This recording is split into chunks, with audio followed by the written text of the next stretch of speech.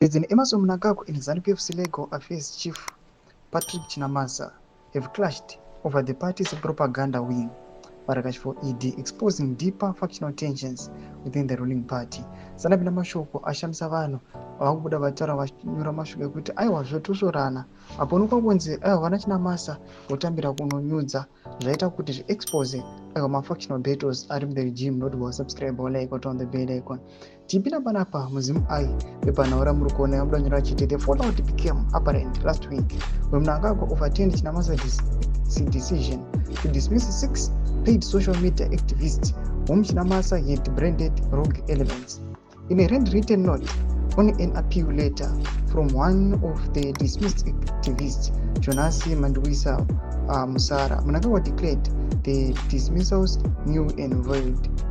Musara, a key member of Varakash ED, had petitioned the president to reverse the expulsions. Mnangagwa's intervention directly undermines Chinamasa's authority and signals widening divisions within ZANU-PF, a party already embroiled in succession battles. Chinamasa, who serves as the executive director of Varakash ED social media unit, he had justified the dismissals, alleging that the activists insulted him and other senior party officials.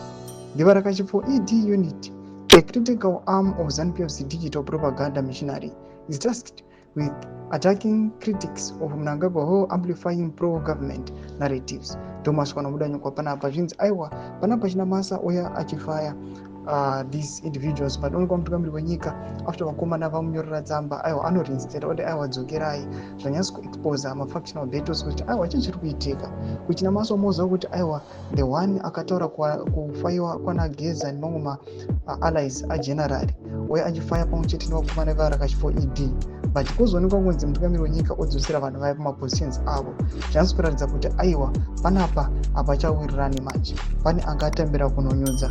Mbudidza mafungiro enyu muri kudii pamusoro pechitiko ichi. Bvina kumesection medu kutidza mafungiro enyu, musawana kusubscribe or like, turn on the bell icon.